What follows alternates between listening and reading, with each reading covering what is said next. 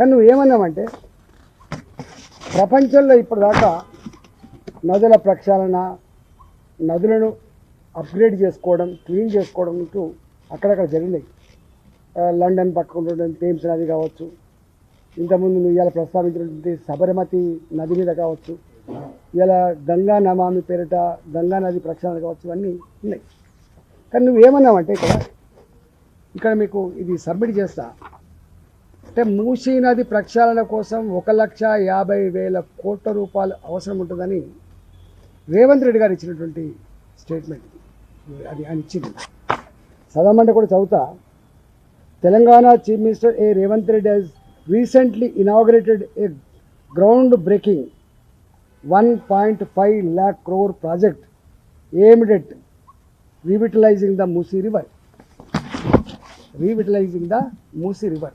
1,50,000 కోట్ల రూపాయలు పెట్టి ఇచ్చేస్తాను చెప్పింది. ఇవన్నీ మీకు పంపిస్తా. కానీ నేను అంటున్నా, మీకు తెలివి ఉన్నట్టా లేనట్టా, కనీసం మాట్లాడే ముందు సమాచారం తెలుసుకున్నట్టా లేదా అని అనుకో, ఆలోచన చేయాలి. అహ్మదాబాద్లో నరేంద్ర మోడీ గారు కూడా సబర్మతి నది దగ్గర బ్యూటిఫికేషన్ కానీ క్లీనింగ్ కానీ చేసింది. దానికి కాస్ట్ వచ్చేసి 1,400 కోట్ల రూపాయలు అయింది. మీరు వెబ్సైట్లో కొడితే దొరుకుతుంది. మొత్తం దాని మీద మోడీ గారి ప్రభుత్వం ఖర్చు పెట్టిన డబ్బు 1,400 కోట్ల రూపాయలు. మీరు గూగుల్లో ఎక్కడ కొట్టినా కూడా మీకు దొరుకుతుంది. ఆ కాగితం కూడా మీకు పంపిస్తా.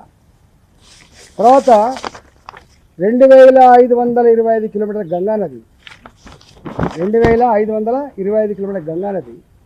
ఇంత పెద్ద గంగా ప్రక్షాళన కోసం మోడీ గారు ప్రవేశపెట్టినటువంటి స్కీమ్లో ఇవాళ దాని మీదనే కాశీ ఉంటుంది, దాని మీదనే అలహాబాద్ ఉంటుంది, ఈ ఢిల్లీ, ఆగ్రా, మధుర ఇవన్నీ యమునా తీసుకొచ్చి మళ్ళా గంగల్ని కలుపుతుంది. కలకత్తా నగరం దాని మీదనే ఉంటుంది, కాన్పూర్ దాని మీద ఉంటుంది. అంటే ఒక్క మాట చెప్పాలంటే నాకు తెలిసి యూపీ ఒక 50 కోట్ల జనాభాను తాకకుండా వస్తుంది కావచ్చు. యూపీ, బీహార్ లాంటి ప్రాంతాలంతా కూడా కలుపుకొని వస్తుంది. ఇవాళ ఈ గంగా ప్రక్షాళన ఒక్క వారణాసిలోనే కాకుండా అది అలహాబాద్లో ఉంటుంది, పాట్నాలో ఉంటుంది, మళ్ళీ యమునా కలిసిన తర్వాత ఢిల్లీ దగ్గర ఉంటుంది. ఇవన్నీ చేస్తే వాళ్ళు ఇప్పటిదాకా ఖర్చు పెట్టిన డబ్బు 20,000 కోట్ల రూపాయలు మనం మార్చి వరకు ఖర్చు పెట్టి 20,000 crore rupees, 20,000 కోట్లు ఖర్చు పెట్టి 2,511 కిలోమీటర్ల గంగా నది ప్రక్షాళన కోసం గంగా నమామి పేరిట ఖర్చు పెడుతున్న డబ్బు ఇంత. ప్రపంచంలో ఏ ప్రభుత్వం, ఏ దేశం కూడా ఇట్లా ఖర్చు పెట్టలేదు. నువ్వు మాత్రం 1,50,000 కోట్లు అంటున్నావు.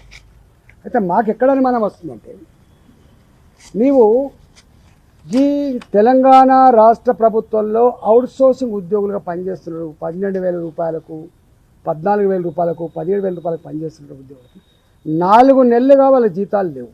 4 నెలలుగా వాళ్ళ జీతాలు లేవు. దవాఖానాలలో, గవర్నమెంట్ దవాఖానాలలో మందులు లేవు. ఇవాళ 3 సంవత్సరాలుగా గ్రామ పంచాయతీలలో చిన్న చిన్న పనులు చేసినటువంటి పాలక మండలి కానీ, చిన్న పెట్టి కాంట్రాక్టర్లు కానీ వాళ్ళ బిల్లులు రావట్లే అని చెప్పి సూసైడ్ నోటు రాసి దాదాపు 60-65 మంది చనిపోయారు ఈ మధ్య కాలంలో. అంతకుముందు చాలా ఎక్కువ మంది చనిపోయారు. వాళ్ళు అంటున్నారు, మీరు కనుక ఇవ్వకపోతే, మేము చేసిన పనులకు కనుక బిల్లులు ఇవ్వకపోతే వడ్డీలకు కూడా సరిపోతలేవు, చచ్చిపోతాయని వాళ్ళు అంటున్నారు. పాత బాకీలు ఇవన్నీ. ఇవాళ ఫైనాన్స్ డిపార్ట్మెంట్కి పోతే 7% నుంచి 10% వరకు కమిషన్ ఇవ్వకపోతే బిల్లు బయటకు వస్తలే అని చెప్పి అంటున్నారు, పైసలు లేక. ఒకవేళ రిటైర్డ్ ఉద్యోగి కనుక బెనిఫిట్స్ రావాలంటే, ఉద్యోగి రిటైర్డ్ అయిన తర్వాత బెనిఫిట్స్ ఏవైతే వస్తాయో వాటి కోసం కూడా డబ్బులు లేవట, డబ్బులు లంచమిత్తి వస్తున్నాయట. ఇవాళ నీవు ఏ 6 గ్యారెంటీలు అయితే ఇలా అమలు అన్నావో దానికి కూడా డబ్బులు లేవని చెప్తున్నావు. చివరికి మొన్న February 10th నాడు ఆర్టీసీ కార్మికులకు 270 కోట్ల చెక్ ఇచ్చిండు. 280 కోట్ల చెక్ ఇచ్చిండు ఆర్టీసీ కార్మికులకు. వాళ్ళకి ఇవ్వాల్సిన డబ్బులో ఒక 280 కోట్ల చెక్ ఇస్తే ఫెయిల్ అయిపోయింది. ఇప్పటికి 2000 చెక్కులు ఫెయిల్ అయ్యేది ఎక్కడ ఫస్ట్ టైం ఫెయిల్ అయిపోయింది. వాళ్ళ లెక్క ప్రకారంగా నేను మాట్లాడుతున్నా కాదు, వాళ్ళే అసెంబ్లీలో ఈ బడ్జెట్ మీద, ఈ తెలంగాణ రాష్ట్ర ఆర్థిక పరిస్థితి మీద ప్రవేశపెట్టినట్టు వైట్ పేపర్ మీద చర్చ జరిగినప్పుడు అప్పుల ఊబిలో కూరుకుపోయింది. ఇప్పట్లో ఇది బాగుపడే పరిస్థితి లేదని చెప్పి చేసిండు. వాళ్ళు అక్కడక్కడ లీకులు ఇచ్చి పత్రికల్లో ఏమి రాయించారంటే నెలకు 7,000 కోట్ల రూపాయలు వడ్డీ అసలు పేరిట మేము కట్టే పరిస్థితి వచ్చింది. అంటే సంవత్సరానికి 84,000 కోట్ల రూపాయలు అవుతుందని చెప్పి ఇండైరెక్ట్ రాయిస్తున్నాడు. అంటే తెచ్చుకున్నటువంటి అప్పుకే వడ్డీలు కట్టే పరిస్థితి అని చెప్పి అంటున్నాం. ఇవాళ ఆర్థిక వ్యవస్థ అంతా కూడా నాశనం అయిపోయింది అంటున్నావు. నేను ఇవ్వాలనుకున్నా కూడా ఇవ్వలేమని చెప్తున్నప్పుడు మరి నువ్వు 1,50,000 కోట్ల రూపాయలు ఎక్కడి నుంచి చేయగలుగుతావు చెప్పగలుగుతావా? ఇప్పుడు అంతకుముందు ఇదే కేసీఆర్ని కాళేశ్వరం ప్రాజెక్టు 1,00,000 కోట్ల రూపాయలు గోదావరి పాలైంది అని చెప్పినాం. 1,00,000 కోట్ల రూపాయలు గోదావరి పాలైంది, డబ్బులన్నీ కూడా దండుకున్నామని చెప్పినాం. మిషన్ భగీరథ పేరిట 40,000 కోట్ల రూపాయలు కార్పొరేషన్ దాకా తెచ్చుకొని దాంట్లో కూడా మొత్తం డబ్బులు తినడు కేసీఆర్ అని చెప్పినాం. అంటే కార్పొరేషన్ల కోసం తెచ్చిన 40,000 కోట్ల అప్పు కానీ, ఇరిగేషన్ కార్పొరేషన్ కోసం తెచ్చిన అప్పులు కానీ ఏ కార్పొరేషన్ కూడా సొంతంగా డబ్బులు కడతలేదు. మళ్ళీ ఆర్టీసీ కార్పొరేషన్ డబ్బు తెచ్చినా మళ్ళీ ప్రభుత్వమే కట్టాలి. ఇవాళ మిషన్ భగీరథ కోసం తెచ్చిన కార్పొరేషన్ డబ్బులు గవర్నమెంటే కట్టాలి. ఇవాళ ఇరిగేషన్ కార్పొరేషన్ కోసం తెచ్చిన డబ్బులు కూడా గవర్నమెంటే కట్టాలి. అంటే ఇప్పటికే ఎఫ్ఆర్బిఎం రుణాలు ప్లస్ గ్యారెంటీ రుణాలు కలిపితే మనకు 25% కంటే ఎక్కువ పోతుంది. జీడిపిలో మనకు ఎఫ్ఆర్బిఎం రుణాలు, రాష్ట్ర ప్రభుత్వం తెచ్చుకునే రుణాలు, నేను ఆర్థిక మంత్రిగా పనిచేసాను కానీ అది లేదా జ్ఞానం లేదు.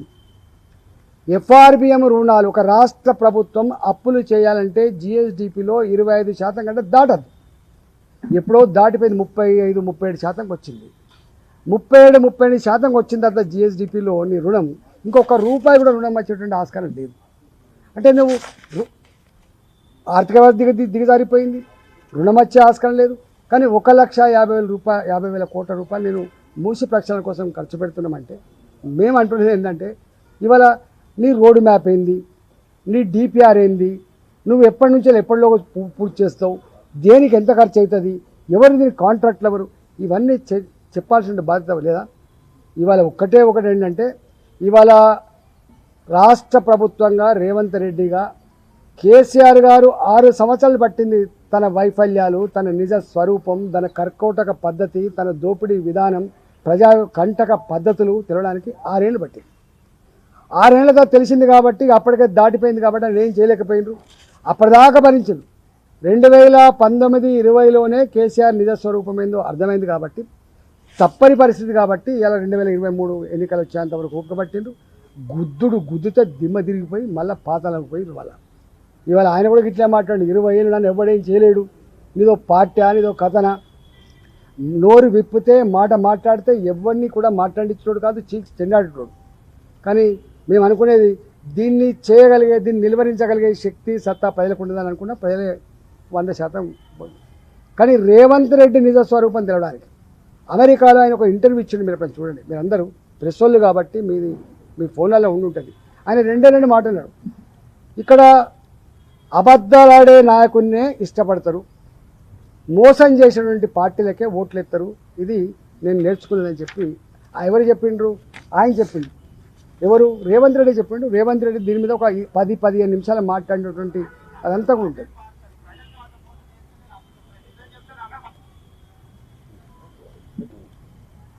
నేను ఇంతకుముందు కూడా ప్రెస్లో చూపించిన, మళ్ళీ కూడా ఇప్పుడు మీకు అందరికీ ఆయన మాట రేవంత్ రెడ్డి గారు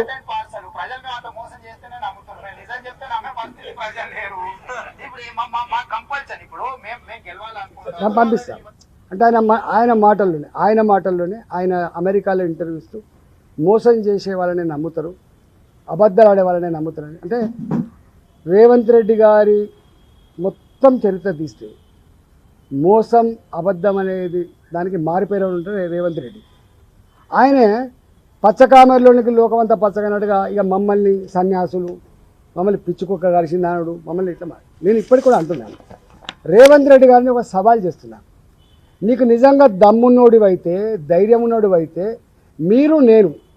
మీరు నేను కలిసి ఇద్దరం వితౌట్ సెక్యూరిటీ మూసీ పరివాహక ప్రాంతంలో ఇవాళ ఏ ఇళ్ళు అయితే నువ్వు కూలగొట్టబోతున్నావో, ఏ ఇళ్ళకైతే నువ్వు నోటీస్ ఇచ్చి చేసే ప్రయత్నం చేస్తున్నావో అక్కడి మనం పోదాం, ఇద్దరం కలిసి పోదాం.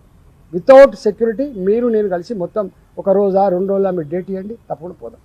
రెండవది, ఇదే మూసీ ప్రక్షాళనలో భాగంగా ఫణిగిరి లాంటి కాలనీలు ఏవైతున్నాయో, చైతన్యపూర్ లాంటి కాలనీలు ఏవైతున్నాయో, వాళ్ళు ఏదైతే ఇలా కన్నీళ్ళు పెడుతున్నారో ఒక గర్భిణీ స్త్రీ 9 నెలల గర్భిణీ స్త్రీ ఆమెకు డెలివరీ డేట్ ఇవ్వాలో రేపో డ్యూ డేట్ ఉన్నదని చెప్పి ఆమె ఏడుస్తూ ఉంటే నీవు కనుక ఇది ఖాళీ చేసి పోకపోతే నీకు డబుల్ బెడ్రూమ్ కూడా రాదని చెప్పి ఆమెను పోలీసులు బలవంతంగా నెట్టేస్తే ఆమె అన్న మాట ఏంటంటే నీ డెలివరీ ఎక్కడ కావాలి అని చెప్పి కళ నిలబడితే నువ్వు కలికరించలేదు కదా. రా నువ్వు నా చైతన్యపూరికి వస్తావా, నా కొత్తపేటకు వస్తావా, నా ఉప్పల్ నియోజకవర్గంలో ఉన్నటువంటి రామంతపూర్కి వస్తావా, పోదాం. సెక్యూరిటీ లేకుండా రా. ఒకవేళ కనుక నిన్ను శభాష్ మీ రేవంత్ రెడ్డి గారు అంటే నేను రాజకీయాల నుంచి మొత్తం తప్పుకొని బహిరంగంగా క్షమాపణ చెప్పి ముక్కు నెలకు రాస్తాను. కానీ ఏం మాటలు ఇది. ఇలా అక్కడక్కడ అరువు తెచ్చుకున్న మనుషుల చేత తిట్టిపిస్తుందని చెప్పి అంటున్నారు. ఎవరు కూడా డబ్బులు ఇస్తే గంతకాలం తిడతారండి. నేను ఇప్పుడే అనుకుంటున్నా మా వేణుగోపాల్ గారితో, జీవితంలో ఏ పదవి ఉన్నా కూడా ప్రజల చేత ఇంత చీకొట్టించుకొని ఇంత తిట్లు తినేటువంటి నాయకుడిగా మాత్రం ఉండద్దే.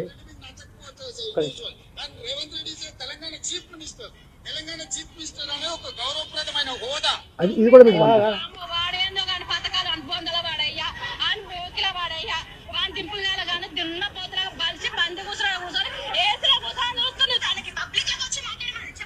నేను ఇవన్నీ మీకు పంపిస్తాను.